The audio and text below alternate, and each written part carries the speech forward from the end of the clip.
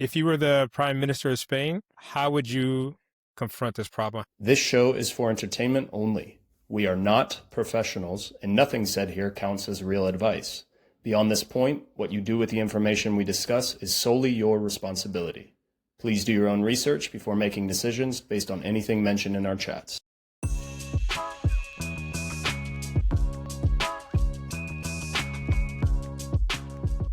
Okay, so we're live. All right, guys. So the topic for today is social media. What's going on around the world? What are we thinking? How are we feeling? Brandon, start us off. You're the master. I'm the master. I'm the master of nothing. All right. So in Spain, the president, what's his name? Pedro Sanchez, I can remember. He announced last week or 2 weeks ago that they were going to start talking about having a ban for social media for children in Spain under the age of 16. Some people are obviously for it, others against it. Lots of questions. I don't know. We have to wait and see how this is actually going to play out. I don't know. So you're saying that's an outright ban is the proposal. Just no kids under 16 whatsoever. To sign up for the social media. So once again, you have to go through and actually explain, well, what is social media? What counts as social media? Which platforms? Because, I don't know, is WhatsApp considered social media? What do you think? Me I don't personally, think so. Yeah. I don't think so, but it could be. I don't know. What do you I think, personally Paul? wouldn't consider it. Sorry, Carson. Yeah, go ahead. No. You. Yeah, no, I personally wouldn't consider it necessarily a social media because it's not like you can really post anything on it. Like you don't really express your opinions or whatever. Like it's an app for communication rather than anything else. Same. Yeah, it's not like Snapchat. Snapchat has a little bit more of that like time wasting appeal to it. You know, WhatsApp, you're primarily communicating, and so yeah, I wouldn't classify it as that. But I mean, what do you guys think about that? I mean, do you think 16 is reasonable to require that as a minimum age in Spain? I mean, it seems to be like I would say at least 16, but maybe it is the right age. I don't know what I feel like.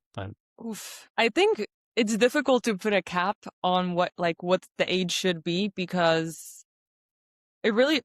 We're talking about Spain. This also is happening in France, Portugal, Australia. From what I have noticed that children from, I don't know, let's say the States, teenagers in the States, you can't really compare them necessarily to teenagers in Spain. Why not? What do you mean? What I mean is that from my own personal experience, like I feel like some teenagers in Spain are a little bit more mature than teenagers in the States. Not all, I don't want to generalize. I don't want to throw everyone into the same bag, but I think the cultural aspect also has to do something with it. That if you look at a 16-year-old in, I don't know, Romania versus a 16-year-old in Spain or in, I don't know, Germany or whatever, or in Bolivia, I don't think culturally they grew up a little bit different. So maybe they also have a little bit of a different understanding and connection to social media. Okay. So maybe it does make sense to have different ages in different places as the minimum required age to log in or log on. Possibly. Yeah, I don't think there's no way to have one uniform age for everyone. That's impossible. Everyone's going to be different, as you said, culturally or just the way they're brought up. Yeah. Is going to be different. You see, comparing Spain and the United States, I actually see that the opposite. I'm thinking about when I was 16 in the U.S. being more mature because at 16, almost everyone I knew, or they were already driving and they were working and they had that connect with the real world. And now here, the 16-year-olds here, they don't do anything. This is true. There's kind of more responsibility, I guess, required at a younger age or more expectation, you know. I don't know. I mean, maybe it's a little extreme to say, but like, I wouldn't think it's a completely bad idea to make it 18 everywhere. I mean, 18, like, I know it might sound extreme, but if you're under 18, do you really need social media or should you be going out and doing things with friends? I mean, you can still film it. You can still create have apps that are similar to Instagram where you can keep track of all the things that you're doing and record it and share it or like come up with some other way. But the fact that you're under 18, you're on an app that is public. It's essentially a globally public platform where you can find or be exposed to anything, any kind of content. And if you don't look for it, well, guess what? Algorithms make it so that it finds you. It'll find you. So yeah, I want to bounce back to what Brandon said with, I think I lost my train of thought. We're talking about maturity, right? Yeah, something with maturity. But we're talking about back in the days, right? I mean, yeah. Now, who knows? Now, I think that is going to be also a little bit different.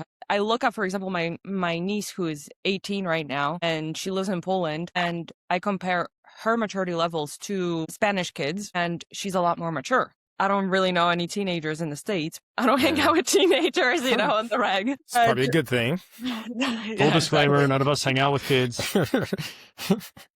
But with I kind of with have my to, though. students, Well, except for teaching, right? I mean, with yeah, teaching is not- exactly. With my students who are, I don't know, let's say 15, I feel like, or 16, I feel like they're quite mature. But that's also a very specific environment that they're placed because they're in a class. It's not like they're in, hanging out at the mall with their friends. So I think it's also difficult to compare them. But yeah, Carson, you're right. With the age of 18, it sort of like sounds a little bit extreme. How do we actually need social media? I mean, that's what I kind of feel like, and I don't want to trail too far off like the different points, but like we'll get to it. Like, but we know how much time we all can waste so easily. Before you know it, you spent an hour on social media, and then you think about it like, what are the goals that I have? Like, what other things could I be using that 30 minutes a day, 1 hour a day to accomplish? Learning a language, careers, you name it. Like, Anything. but Brandon, you made a good point earlier as well about,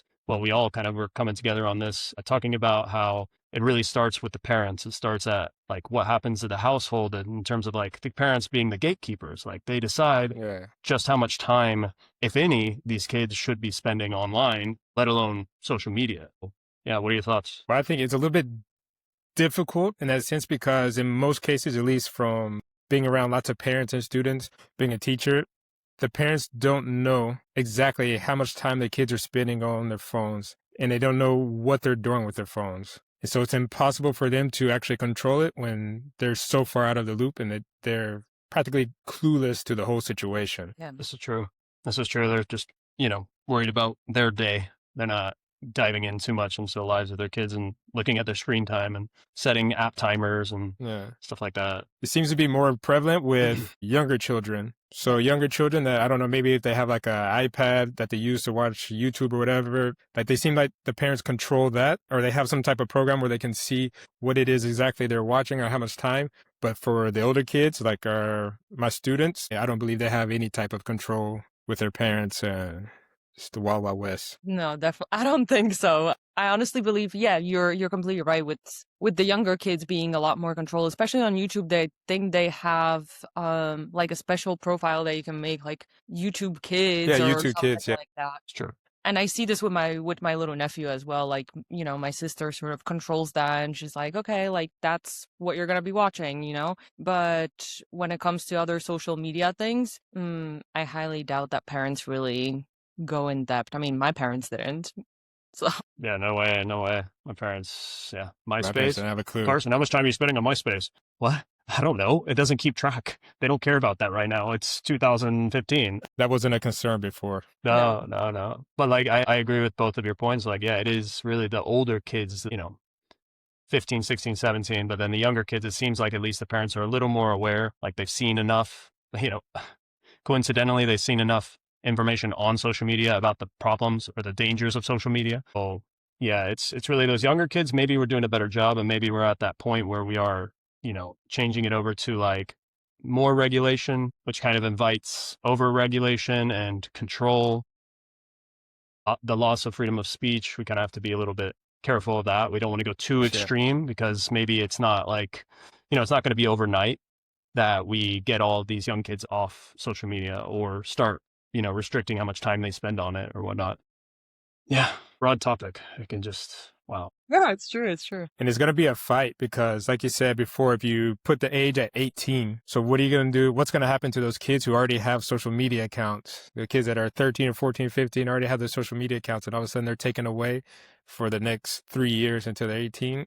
They're not going to want that. And also the parents are I think the parents are going to back them. The parents will fight for that. I think the parents will suffer at that point because it's extreme, but I mean, it's a form of entertainment, right? And if a kid is used to using social media as a form of entertainment and then they don't have that, the parents will have to come up with some sort of activities, I don't know, sports or whatever, for them to go out and do things. That's not going to be easy. Let's say, I think it's also going to be a little bit of like a withdrawal, People are like, kids are going to start having withdrawal. I Totally. can't imagine what's going to happen when you take away from a 13-year-old a mobile phone, I mean, Yeah. they're going to have a Well, fit. we heard about what happened when those kids' parents took away the Wi-Fi. Remember that story? It's not in Alicante. Spain. Yeah, Yeah, Alicante. yeah. Why? I didn't hear about this. I mean, Brandon, you maybe remember better than I do, but somebody died over this, right? The entire family. Yeah. There was, I think the kid was maybe 14 or 15 years old, and he got a bad grade on an exam or something. The teacher sent a message home.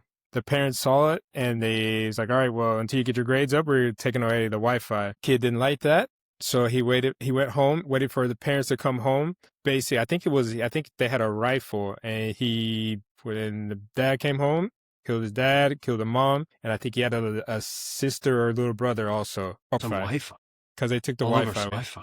Oh my God. Oh my God. And it wasn't that long ago. This was probably around COVID time, maybe right after it or a few years ago. And the crazy thing is, this is not probably the first type of situation like this, Definitely you know? Like, I'm sure not. but shit. I Yeah, But you don't think know. about that, to Extreme. the point, Yeah. killed his entire family over internet. Why? So yeah, withdrawals. But maybe they can like grandfather kids into this system. Like, okay, you've been using it. So if your parents agree, you can be grandfathered into the new system, but no new under 16s, no new under 18, whatever the country decides. Maybe, I mean, that might be hard to enforce. It might be impossible, but I mean, it is amazing how we're just now getting to this point of, hey, shit, like before this gets out of control. Oh, wait, it kind of already Too is. late.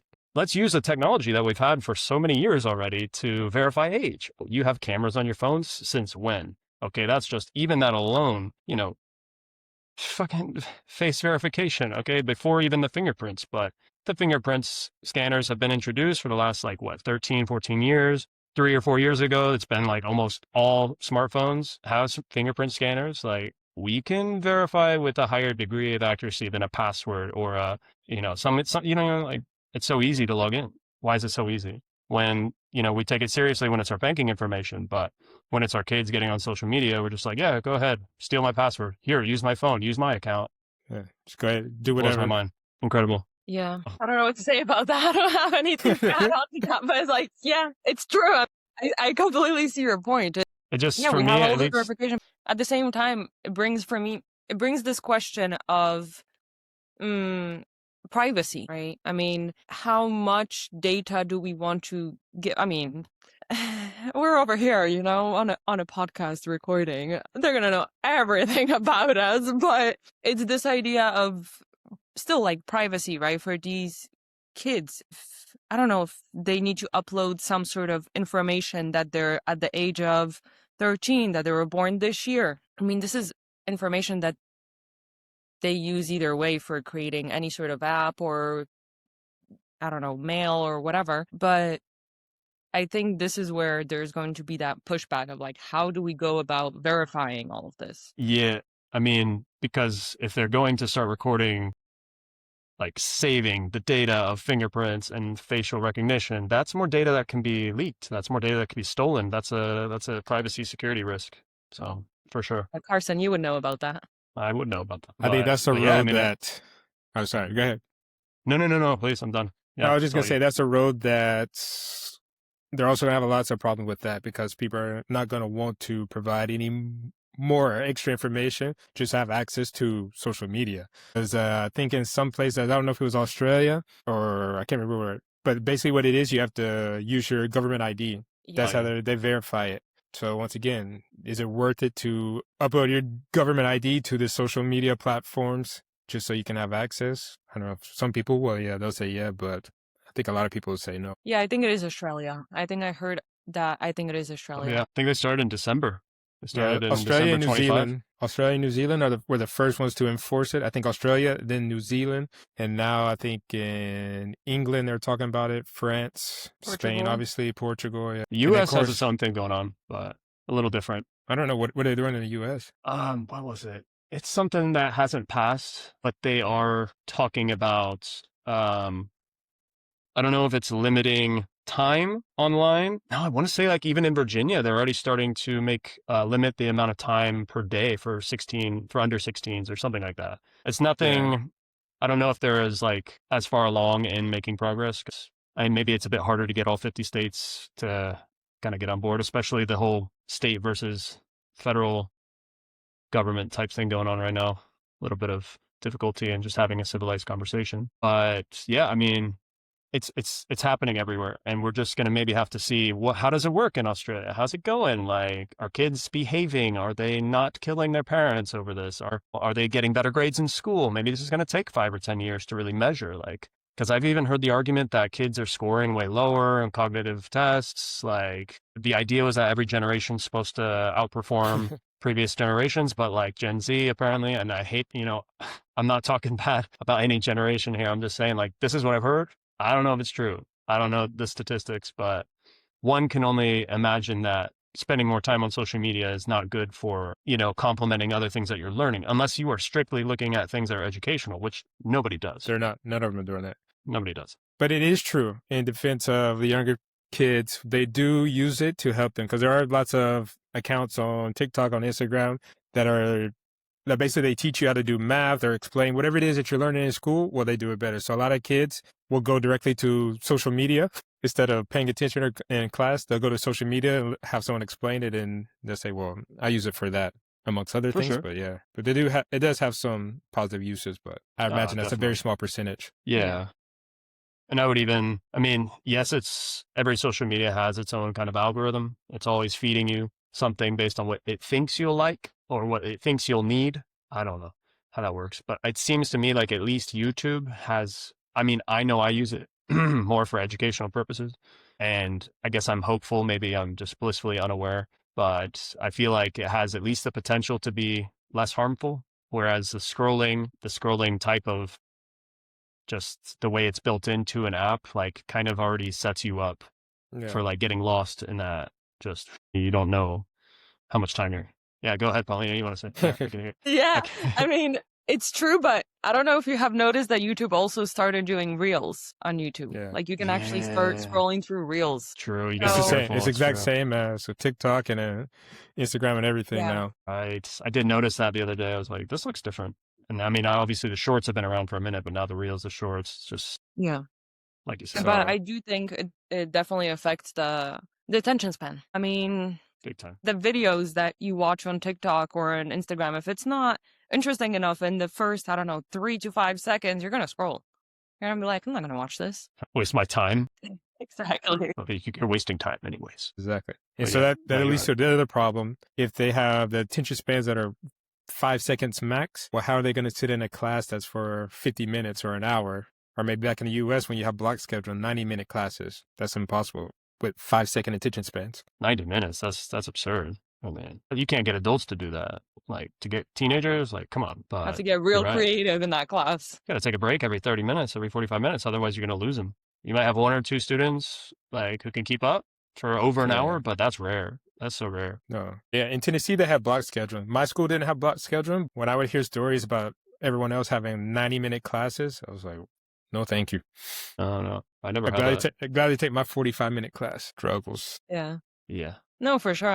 With the attention span, when you look at the students now, and even adults, like, it's not just students. We're talking about like, oh yeah, the students and young people, and I get frustrated when my internet is too slow, and like when the website won't load, I'm like, oh my God, it's taking too long, refresh, and it's like, patience, as Carson told me the other day, patience, woman, patience.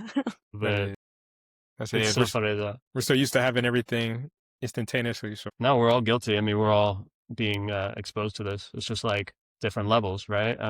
We are all 5 years apart. So like, I got my first smartphone. My first phone was not a smartphone. Let me just start from there. It was a flip phone. So we all started with flip phones or some Nokia. Nokia. I had a Nokia. I had the old black and white The screen bricks. Nokia. Yeah. Classic. Oh yeah. Yeah. So we all started somewhere, and it wasn't these crazy screens and smartphones and, what am I trying to say here? Like, it's just the way it started versus how it is now. Imagine starting as a young kid, getting your first phone and being exposed to things that are out there. Like, we kind of were introduced to it as it was happening on the up. Like, so we've seen the progression of it. We played outside. We did things with friends. We didn't have phones. Parents had to be home at 8 o'clock for dinner or 7 o'clock, because in the US we're like 6 or 7. When the lights, when the light posts or turn the When the light street on, lights come on, yeah. that's when you come home. Yeah, when your stepdad whistles and you're in the woods with your brother and you hear, okay, it's time for dinner. Shit, let's go. Like, there was no phone on you 24/7. There was no, oh, I gotta see who liked my photo. Oh, I gotta send a Snapchat to this friend. I'm doing this thing. It's like, just, you were more in the moment, so we know what that's like. But I fear that, like a lot of young people today, if we don't do something about it, if we don't start limiting it or monitoring it, somehow controlling it, then maybe we're just going to take away like what it means to be a young person. And that could be dangerous, man. I saw a stroller, someone pushing a stroller the other day, and the stroller had like what's it called? Like a holder for a phone, like on the stroller, like a little baby stroller. And it had a holder, so you put your phone. I was like, this is sad. Yeah, that's pretty sad. That's pretty sad that you need that much. I mean, for me, it's hard enough seeing people on treadmills with reading or, looking at their phones. And it's just like, you could be working so much harder if you just put that thing away for 10 minutes. And then like, oh no, you're just pushing your baby, only the most important thing in your life, in your world. And oh, I'm sorry, I crossed the street when a car was coming because I was watching a reel and it was just so funny. Oh, no regrets. No. The phone holder was for the baby. What? The phone holder was for the baby, so the baby could watch videos. Yeah, not for the parents. Yeah. Well, that's better. I mean, I don't know. If that's better. I don't know if it's better or worse, but yeah, it's a bad situation, no matter what. Just like that doesn't need to be. It just doesn't need to, like, when we're designing the next stroller, oh, make sure you put a freaking smartphone holder in it. Oh, it needs to be big enough for a tablet. Like, wow. Also shows like how the way we raise kids or like how we take care of our kids also has changed. I mean, I don't have kids. Definitely. I have 2 cats. I think none of us have kids. No.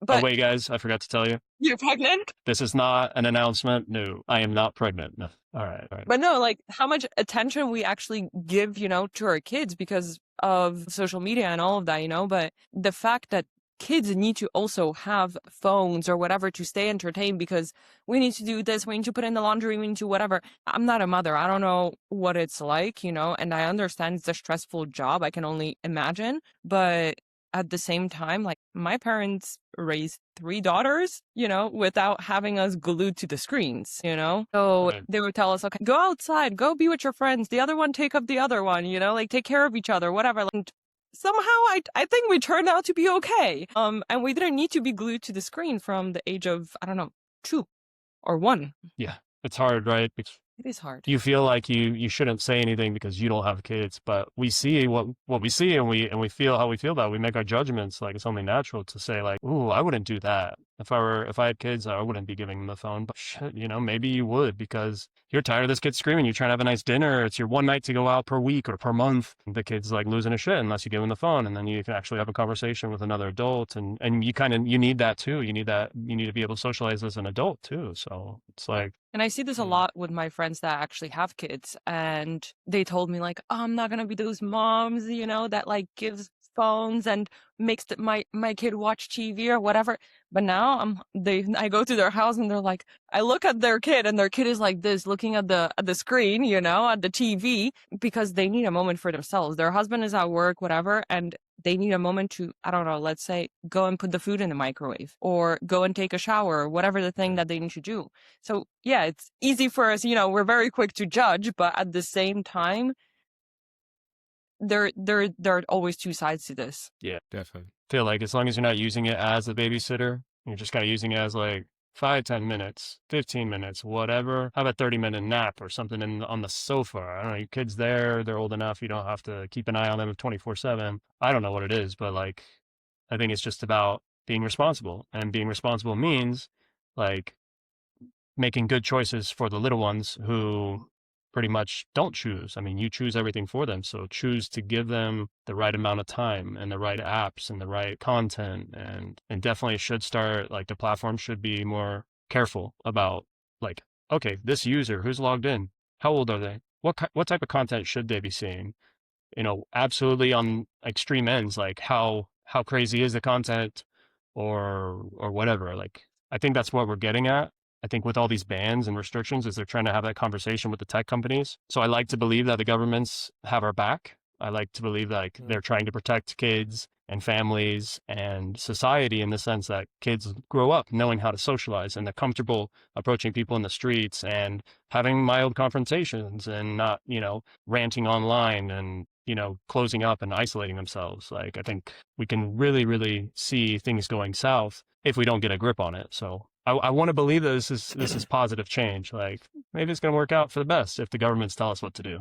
But I don't know. I can see it in class. The changes already happened. The kids don't know how to act in a group. Everyone is individual. They only want to work by themselves with a tablet or with their laptop, and they have no sense of like actually working as a group with other people. The social connection is quite limited now. It's only getting worse. So yeah, definitely seen that too, especially with the younger kids too. I mean, they're just as quick to want to do something on the tablet. Absolutely. I mean, it's a little unbelievable. It makes me a little sad, to be honest.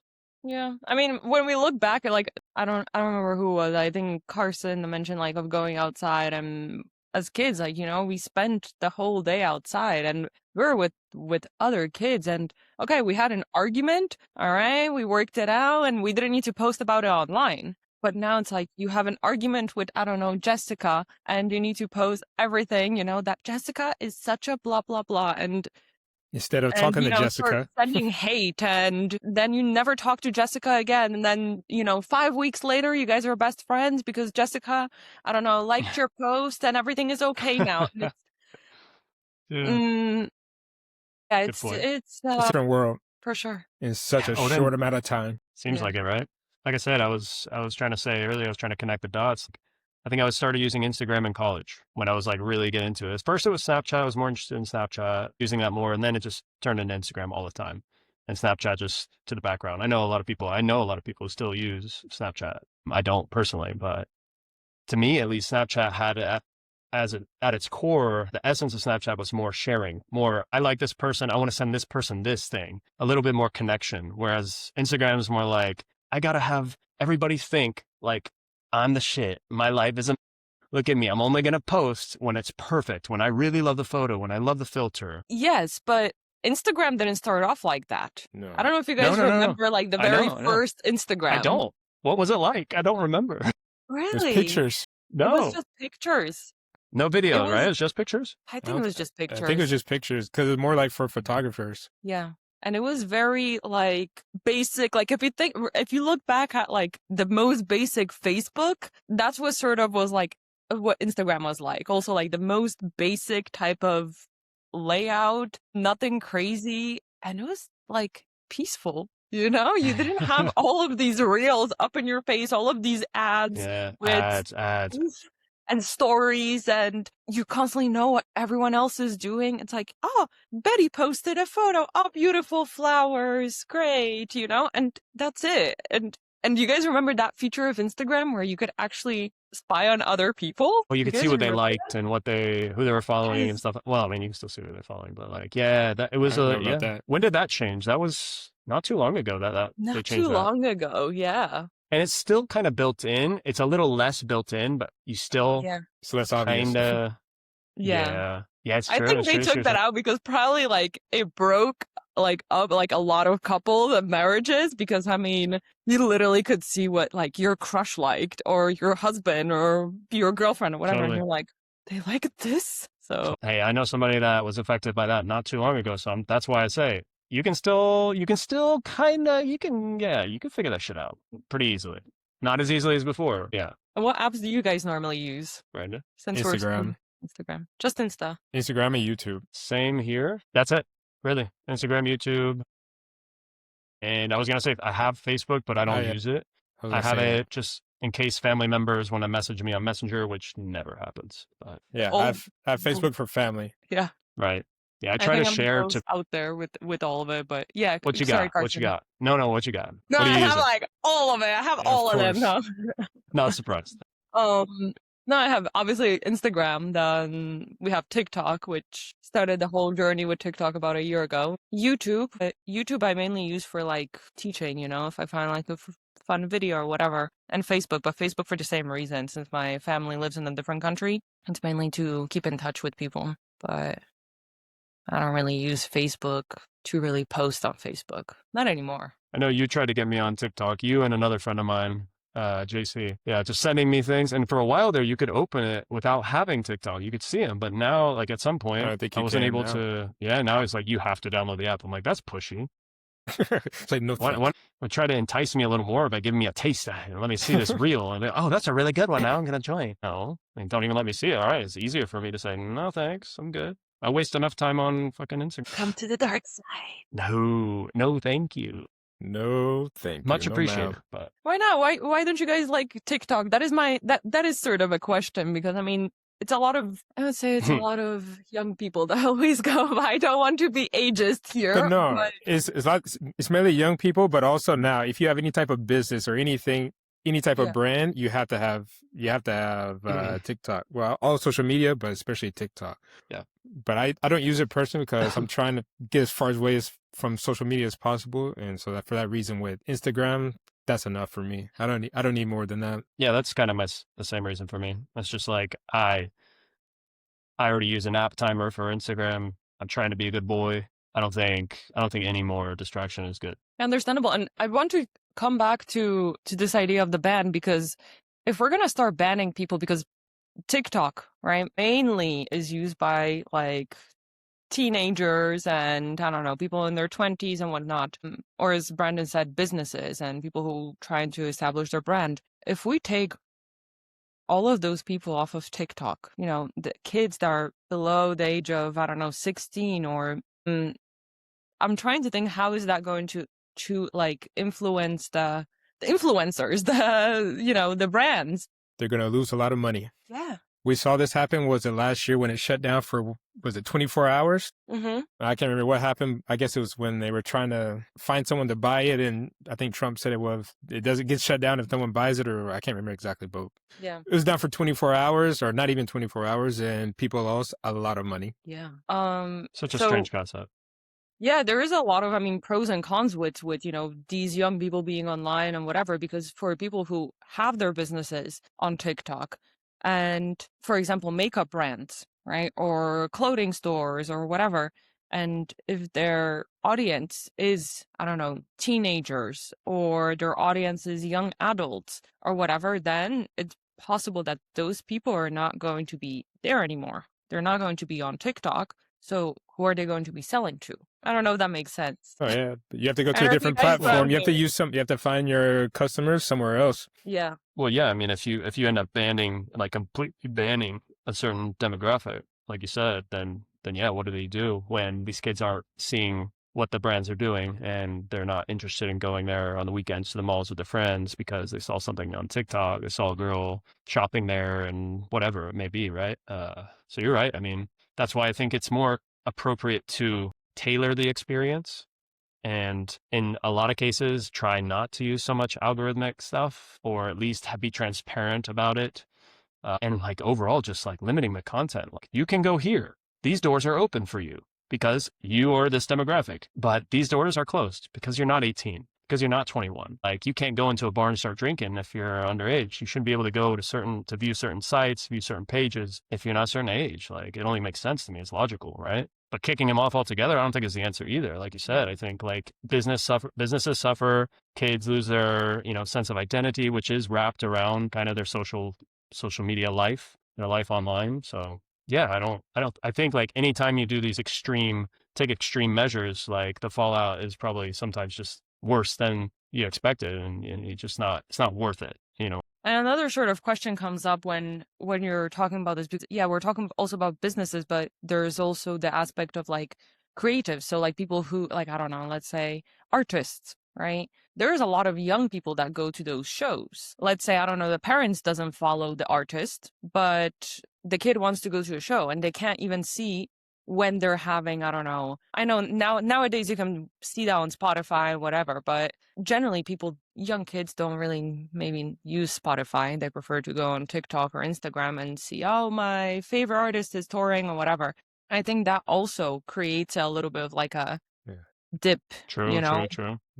No, young people definitely get all their information from social media. No matter what it is, they get it from social media. They do, and so do we.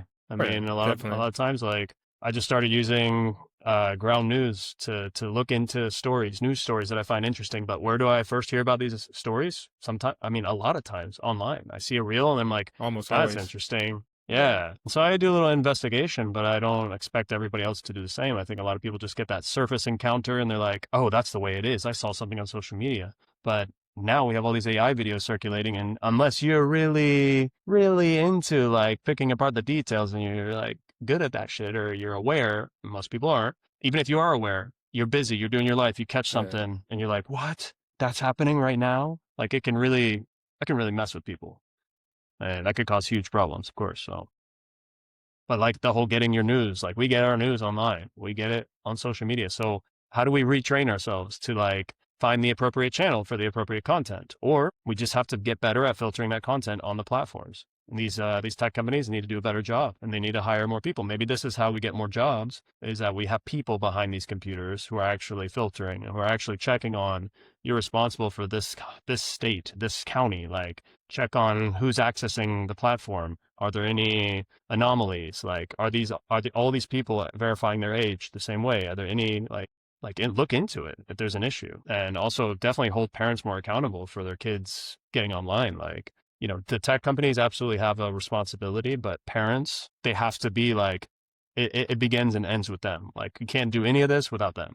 I mean, there's always a way for the kid to get around it. There's always a way to spoof your identity. I hate to say it, it's probably not so easy, but if there's a will, there's a way. At some point, a kid's going to find a way around this. And then that's just like, oh, now we're teaching kids how to steal identities at like 10 years old. This is great.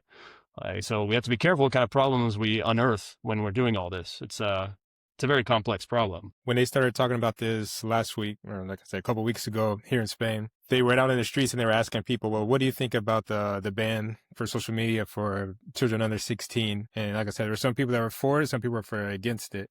And there were some people that were saying, how is the government going to tell me how to raise my kid? But at the same time, it's kind of like, well, the whole situation is so far out of control because whatever we're doing is not working. So now the government is, for whatever motive they have, they're stepping in to try to do something. We have to wait and see if it's actually a good motive or not, but the situation's out of control. So whatever was happening wasn't working. So now they're choosing to go down and take this road to try to solve the problem. True. Yeah, that definitely like lingers in my mind this whole time while all this is happening. What is the prime motivation? Why now? Why now? Is it that we're seeing so much more public backlash against governments and people speaking up, or the governments feeling like they're losing their grip on control of societies? Is this a step towards more oversight or, government oversight? Is this like fueled by that kind of negative, dark motivation? Or is this actually to help people? Like, and how do we, as the public, how do we maintain some control over this instead of just letting the legislators, letting the governments decide? How do we work with them and find a common ground? Like maybe, I don't know, the parents, if let's just say a kid who's 15 years old wants to sign up for Instagram. Instagram knows right away that's a 15-year-old kid. There's ID, there's facial recognition, there's biometrics. Okay, we've registered this kid as a 15-year-old. So now, at this point, it could be, I don't want to be the one making these decisions, obviously, but then you can ask with the parent's consent, and then that parent goes through the same process, verifies their identification. Shit, I wouldn't even mind if they had to go to a place in person to say, this is my kid. I am saying that it's okay for them to use social media. And then just like you go and get a driver's license, you get this privilege, this right, obviously streamline it. It doesn't have to be such a stupid process because that's a stupid process. But you know what I mean? Like there is a way, if we really care about it, there's a right way to do it where, like you said, we're not just stepping on toes. We're not saying this is how you got to raise your kids. Like absolutely COC. Like, doesn't have to be, you know what I mean? But I think we all know that's not going to happen. As hard as it is to get stuff done now, if you say, you have to go through all those steps, obviously in a perfect world, it'd be amazing. But here in Spain, that happening? Oh, no. But at least do it online. At least fucking video conference. Come on, that's something. I mean, I could spoof that. I could fake that with AI, yes. But like, it'd still be a little harder for the average person to go through all that trouble just to verify their identity. At least like we have some fine print that says you verified, don't hold us liable for this. Yeah, but I want to bring him back to the question that Carson asked, but why now? Like, what is the motive behind it right now? Because Brandon said it's out of control, but hasn't it been out of control? Yeah, that's the thing. When you look back at, I don't know, let's say 2006, 2008, 2010, I mean, internet wasn't the same as it is now, but I mean, there were websites like Omegle or, I don't know, Chat Roulette and Tumblr, Yeah. and you go down in Tumblr and you have a whole bunch of. I think the So- difference now is that before, obviously, so we had to actually get on a laptop, go to the different websites and do all that. Now everyone has a phone. Literally everyone has a phone from, 8 or 9 years old. Kids are getting phones. They have their first phone. So now they have their phone and now they have access to anything and everything. And that's something that's been happening in the last, I don't know, maybe 5-10 years. And I think maybe it's because of that. Because just of the sheer exposure and the number of phones that are out there now. And it's always getting younger and younger for when you get your phone. As we were talking about before, we didn't get a phone until we had our Nokia bricks. But now, when you're in elementary school, kids are going to school with their phones. We didn't have so much power at that age, but at this age, Definitely at that age now, it's like some kids know how to use their phones better than their parents. And that's just bizarre. It's a strange concept. And also with the why now, I heard this in a podcast I was listening to, I don't know if it was this morning or yesterday. And it's like it's an actual concept. I can't remember what it was called, but basically it was because since I think it was Australia was the first one to do it, to put in the ban. And then it was New Zealand. Basically, it's the fact that you see something happening and then other people say, oh, well, yeah, let's do that also. And so they started and it keeps going and going and going. And so it started in Australia, New Zealand, and then it went to England and France, Germany, Spain, Portugal. And I think it's just going to keep going just because someone said, oh, let's do this. And then everyone else, like you said, jumped on the bandwagon. Oh, I mean, at least, I guess we could be grateful for them starting it off, like starting the conversation. Somebody's got to do it, right? I mean, otherwise, like you said, is people are lazy. We're just like, nah, we're gonna work our jobs. We're gonna try to earn more money and go vacation. Blah, blah, blah. Kids will be kids. Ha ha ha. It's just the way it is. Yeah. This is just life nowadays. But we make excuses very easily, so it is harder to like have those adult conversations. We should do something about this. Yeah, I want to bring up a point that I think I sent to Carson. Well, to both of you guys today. Let me just look it up because I don't remember exactly how I structured it, but it's similar to what you guys were just talking about. About like why, as I said, why now? You know, like if we're being overprotective, like are kids nowadays just like more mean to each other, or because I mean this like social media, I mean there is a lot of like cyberbullying. I mean once you have social media you can't escape that, you know. But is it because kids are mean, or is it because we're more sensitive to it? We're more sort of like we know we're more aware, or are kids more sensitive? That's sort of like, you know, I think about it because, like I said, we had so many different types of apps and websites and whatever. And we're cool. Yeah, maybe they weren't on our phones. We had to directly go to them on our computer or laptop, but they were still accessible. And I think, I mean, we're a little bit weird, but I think like we turned out to be pretty okay, you know? Just a little bit weird. So I'm trying to sort of see, is it because it's a generational thing? Are kids more sensitive? Are we being more? I think parents in general are definitely way more overprotective than before. As far as are kids meaner now? No, kids are always been mean. But I think I'll second that. I don't know. It's just a change. It's just like I said before. I think a lot has changed in a short amount of time. Especially, I don't know, for me, being the oldest one out of the group, I've seen how it's changed from like when I was in high school to what it is now. And I'm pretty sure I shared this with you all before, but I tell my students, like, you couldn't pay me to be a teenager right now. There's no way I would go back and go through all this that they're going through now. Yeah. No way. Yeah, good point, Paulina. I mean, I'm glad you brought that up because I guess I feel like kids are not meaner nowadays. I think kids always have a mean streak. You know, there's a certain age range where they're like really harsh and critical of each other, and you know, and they start forming their opinions of what's right, what's wrong, what looks good, what looks bad, what's funny, what's stupid. And I think maybe just social media opens up another channel for kids to exercise that hate, because they can be nice. It's a choice, right? They can be nice. They can say nice things. They can give compliments. Or what's better, if you don't have anything nice to say, don't say anything at all. But that doesn't seem to exist anymore. No, That's kind of where it's definitely different. not. Definitely not. No, no, you have this voice that's, I don't know. It's almost like I can get away with it if I say it online. When it's like kind of the opposite. It's there forever until you take it down, but it's more permanent than just saying it out loud or making a mistake or having to apologize in person. Now it's, yeah, it's another channel, another opportunity. And for some reason, maybe kids feel a little, I don't know, just more confident in posting things that are, they shouldn't be saying, or, things that later they're going to regret or might send somebody off into a dark spiral. Like, kids are affected by this. Kids are very sensitive. And then they see that other people, it's like, if I just say something to you on a playground and maybe 5 or 10 people hear it, okay, I can live with that. I can come back from that shit. But I'm sorry, how many people are online? How many people saw that? Hundreds? Yeah. 1,000 of my friends or connected relatives or whoever? That's embarrassing. And that really is like way more of a psychological hit than just what we would experience as playground bullying. I mean, I was bullied a little bit in elementary school, believe it or not.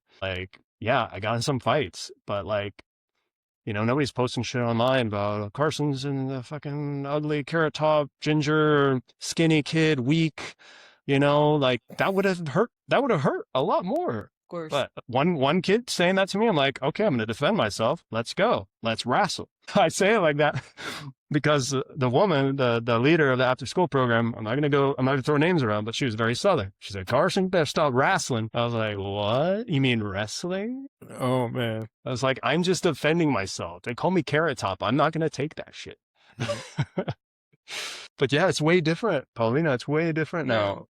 Kids are like, I can't find the word, they're emboldened by this shield, this cover of a screen. It's like, it's not, buddy. It's the opposite. So. But this started already. Like, I mean, I don't know if you guys knew about this website. It was called Ask FM. No, what's that? No? Nope. But when Not I a was clue. in high Ask school. Jeeves. Sorry? Ask Jeeves? You on some No, Ask it Jeeves? wasn't that. No, so it was pretty much that you could post like anonymous questions to people in your school or people that you sort of knew, because a lot of people who created the account, there were 2 different websites. There was Ask FM, there was, I think, another one called Formspring. And you could ask questions. You would post the links to your Facebook and whatever and be like, hey, ask me anything. And a lot of the time they didn't ask you questions. It was like, hey, you ugly, or like straight up, because you could either post as a person who actually had like an account or anonymous. Obviously, majority of the people would choose anonymous. Yeah. And very few questions were asked, or like they were very personal. They were like, hey, I saw you hanging out with Jack. Do you like him? Is he your boyfriend? And it's like, no. So it was just like, I think very gossipy, like XOXO gossip girl type of style. But it's true that you handle those things like very differently, like the people that actually saw that were the people in your school. It wasn't a whole, I don't know, Everyone. like social media across all platforms and whatever. It's just like, okay, maybe the people who actually visit the website, that visit your profile, will see it. And that will be maybe like, I don't know, 50 people. Yeah. Whereas right now, as you said, it's infinite amount of people that are just like constantly. It just seemed to be a little more playful back in the day. Yeah. And kids could take it. Maybe kids were tougher back then. I mean, I don't want to say that kids are more sensitive now. I think like if they are more sensitive now, it's because adult society has made them more sensitive because of exposing them to these things, right? It is like, you have to bring it back. Who's responsible? Tech companies, parents, adults. Yeah. So yeah, tech companies create jobs. You got a lot of money. I don't know what to tell you, but deal with the shit before it gets out of control. Worse, because when things happen to kids, it's on you. Right? Yeah. You got blood on your hands, so to speak. And maybe not so to speak in some cases. Like kids have, died. Kids have killed themselves. Kids have totally isolated themselves and they're not able to socialize properly. And it's hard to come back from that. Kids get that's scarred for life type of stuff. So. I think there was a trial that started last week in the U.S. about, I can't remember if it was a boy or a girl, someone who killed himself. And I think it was a girl, and they were taken, I don't know if it was OpenAI or who, but they were taking them to court, and it just started last week. And they're saying, this is going to be like the first of many cases of families of children that have committed suicide, taking the big tech companies to court. Right. And that it's not just about, kids. That's very heavy, but it's not just about the kids committing suicide, but also the violence between kids. In Poland, quite recently, I don't know, a few months ago, there was a case where I think a 12 or a 13-year-old stabbed another, like, I don't know, 12 or 11-year-old. She brought a knife to school because I think there was something that had to do in connection with some post online. They didn't really talk to each other in person. They didn't really know each other. They sort of like see each other on the hallway, but never had like any contact. And I think what happened was that something escalated online, and the other one just decided to stab the other one. I mean, I think she was 11, I think, or 12. She died. I mean, it wasn't just one stab wound. It was like multiple. Yeah. So It's unthinkable, like the things that have happened, and then you find out like, oh, it all started online. A lot of it. It's always online. The stuff that we hear at school, like the parents will come to us and say, well, our child can't be with this child because they said this online 2 years ago, and then they still talk, and all these different problems. And it's always, everything starts online. Nothing's ever in person. Big problems. I just say we all stop using social media. Just everybody at like tomorrow. Okay, just forget about it. Just boycott social media. Done. We don't need it. Come on. Let's do this. Let's have conversations. Is that not enough? We could do it, but the younger generation, Shit, no, we can't do it. no. No, I think we could. can. You could. You would struggle at first, but you would be able to do it. I think, yeah, it would be possible for us, but we can't speak for everybody. I think it would be really nice. Do you guys remember the blackout that happened in Spain like last year? And we didn't have like any access to our phones, social media, or nothing. Like, I sat down on my couch and I was reading for like 2 hours, and I was like, oh, this is so peaceful. It was. Yeah. Well, I'm glad it was nice for you guys. I was trying to put together a lesson, and I did need some interactive materials because I was covering a group that I had never spoken to before. I was like, this is great. I love this. Where is my technology? Yeah, no, I was in class. Yeah. I was in class when it went out. Oh, there you go. Yeah, so was I, but then I was like, okay. Look at all of us. Bye. Just walk out the door like, that's class for today, guys. We're done. Deuces. We don't know how to interact anymore. We are not humans. We are robots on screens. But, well, shit. Oh, I mean, I think it's possible for adults to do. I think we could definitely, go, I don't know, a couple of days without social media. I think it would be even healthy to do those like little. It should be necessary. Yeah. A detox. Yeah, exactly. That's the word I was looking for. A detox. Yes. Yeah, I think that obviously now that comes down to a personal choice. Like we all have to decide for ourselves how much time we want to spend on it. Brandon, thank you so much for showing me the app timers on the phone, because the ones in the apps just are kind of, shit sweet. Yeah. And no, because they want you to stay on. They want you. They're like, they make it so easy. It's like, forget about this timer. Like social media is way fun. You're like, oh yeah, sure. But then on the app timers, it like grays out on your phone. You have to go into your settings, change that timer again. I still don't like how they like add 10 minutes is just a very easy button to push, but I don't know. It feels a little bit stronger. But other than that, like it's your phone, you can adjust the settings, but hey, okay, maybe it's the social media companies restrict the amount of time kids spend. How old are these kids? We're verifying age. And also, how many days per week? Do we need to have this available to kids 7 days a week? Monday through Friday or Monday through Thursday? Is it necessary for a kid? No. Should they be doing their homework? Should they be going up to their friend's house and studying together? Yes. So maybe that's a conversation to be had.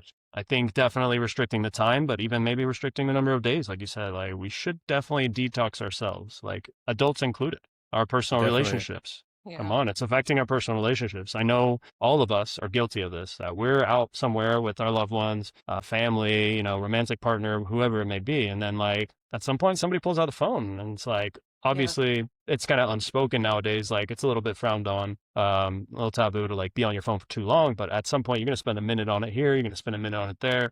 But like that is a pause from like the normal silence that two people should have between them, and like that's part of like living. That's part of really like we're in live, direct, coming to you live. We're not connected to our phones. But the second you pull it out, it just breaks that. What should be normal, Hold on, it breaks it.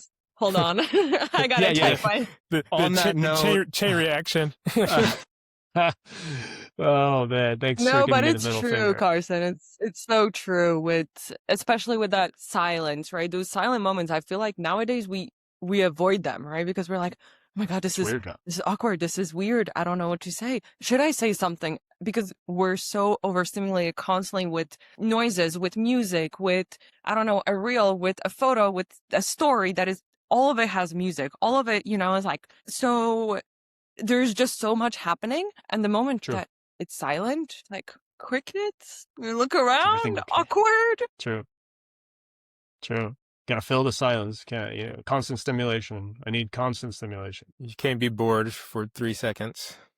Gotta be bored sometimes. You gotta give yourself permission. It's necessary. Have you all seen The Social Dilemma on Netflix, the documentary? Yes, it's just the one where they kind of simulate when they're building like the profile on you, how they do that. Yeah. It It's was like, basically, yeah. So people that, I think there were people that worked on Facebook, on all the different social media platforms. Well, basically they go through it and talk about, well, how they really works all the algorithms, and I don't know.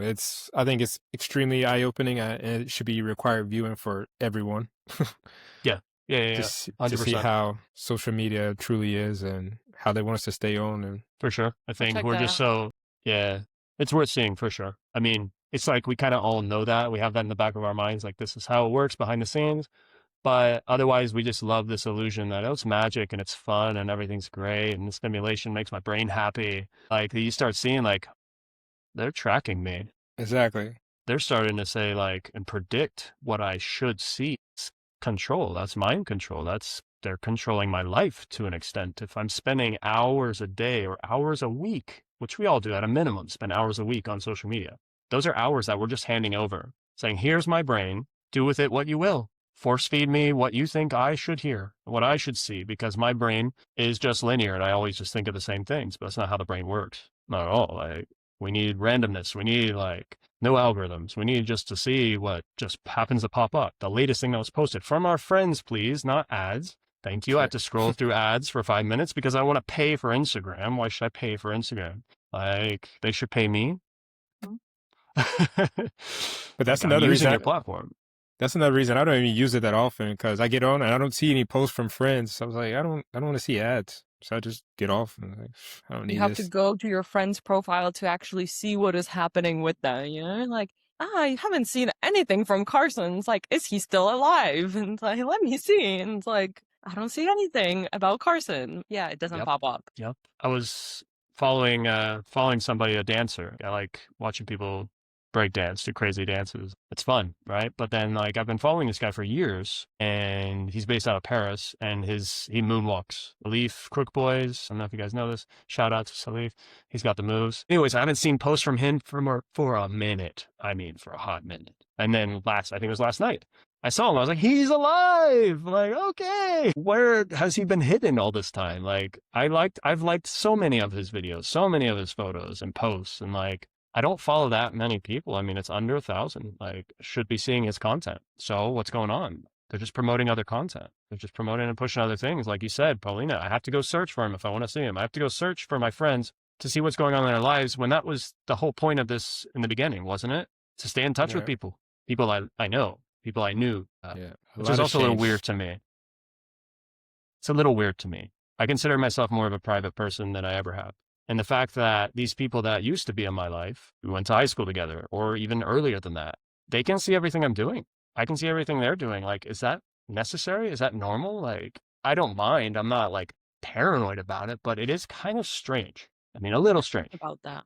I have thought about that this morning actually, because I was looking through like the Instagram stories and I saw like somebody that I went to high school with. I'm like, are they really that important in my life that I have them in my like followers? Dude, Okay, like same. we're in high school together, we had the same classes, but That was that much of your life. they're not relevant in my life right now. And I think it's also this idea of, I mean, this goes for adults and teens, of like comparing yourself, like sometimes I think it's very like so much in our human nature that we sometimes look at her like, this person has done this, why didn't I do that, why can't Yeah. I do that? I had that recently Totally. with a person Totally. that I know. I met her, maybe like she was sort of my friend, like an acquaintance when I was living in Poland. She published a book and she had her first like author meeting, and she invited me to the event in Poland on Facebook and whatever. And I didn't see it because I don't really check Facebook. And then it came up on my Instagram.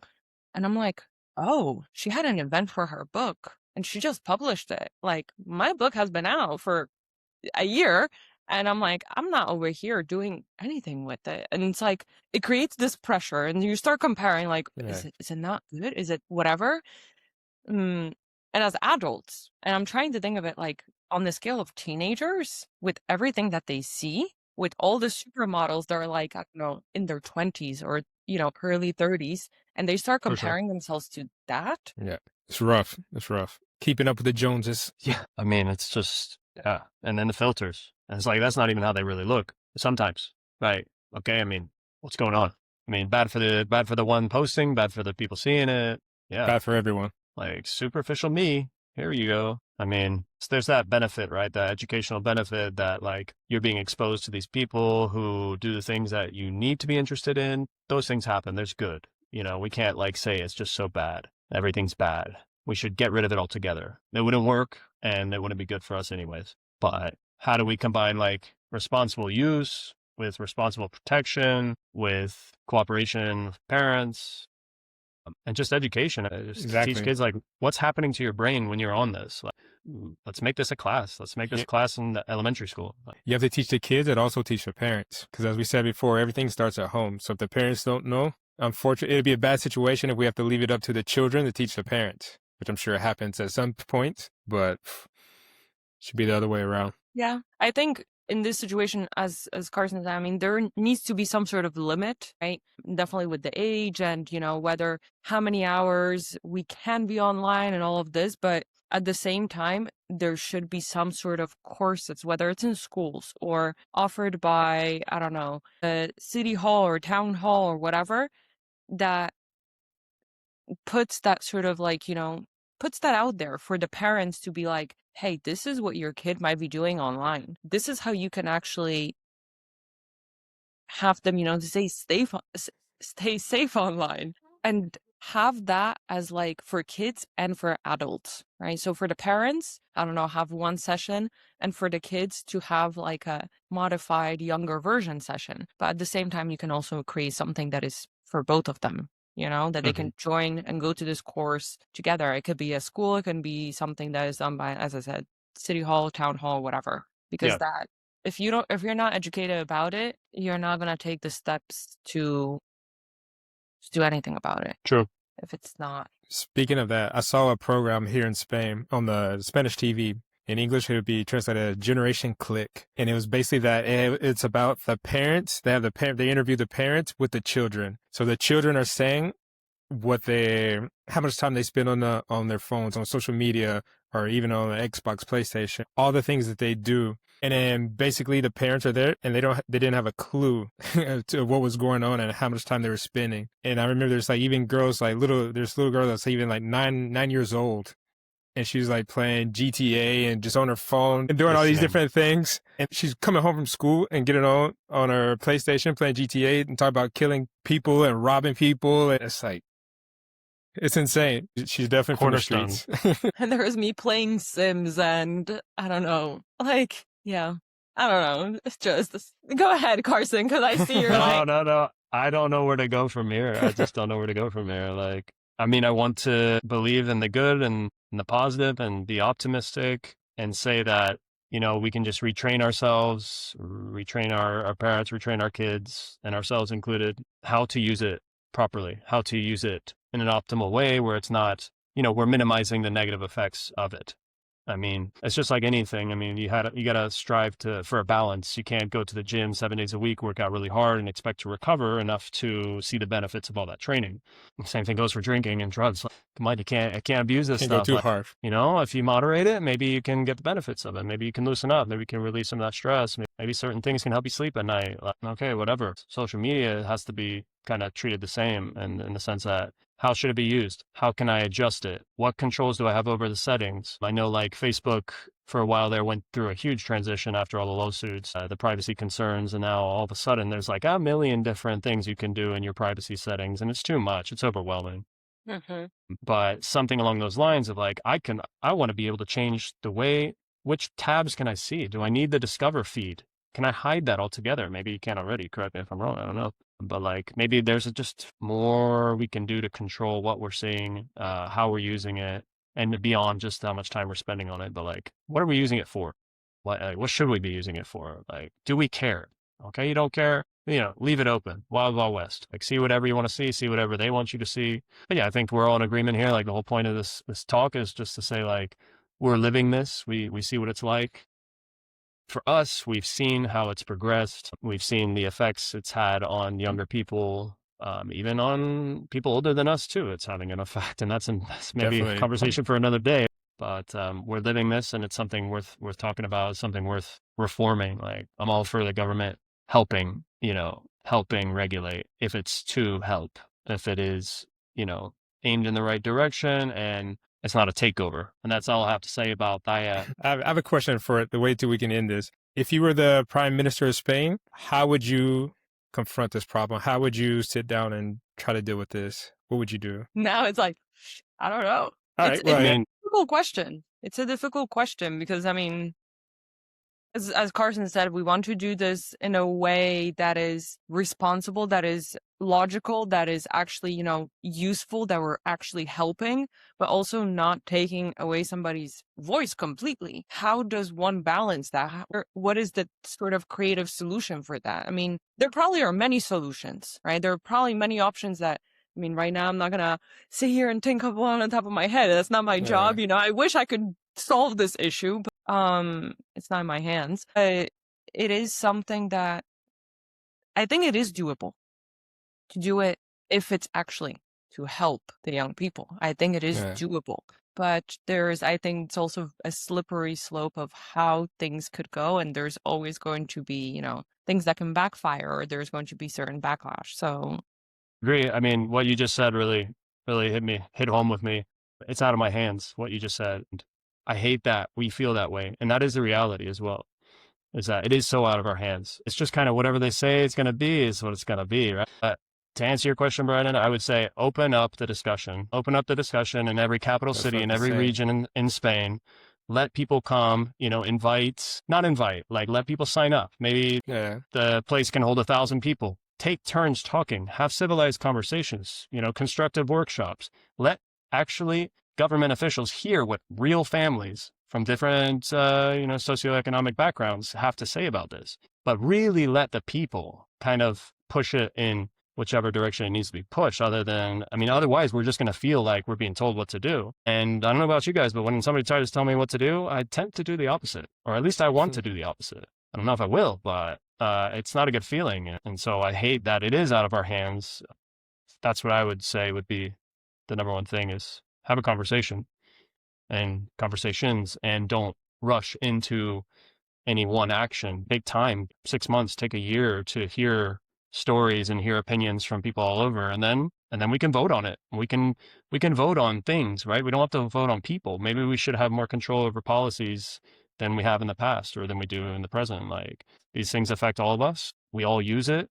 We're all equally owners of these apps. I mean, we're not the ones who created them, but by using them, they exist because of us. We should have a say. Definitely. So, yeah, in a nutshell, that's what I would do.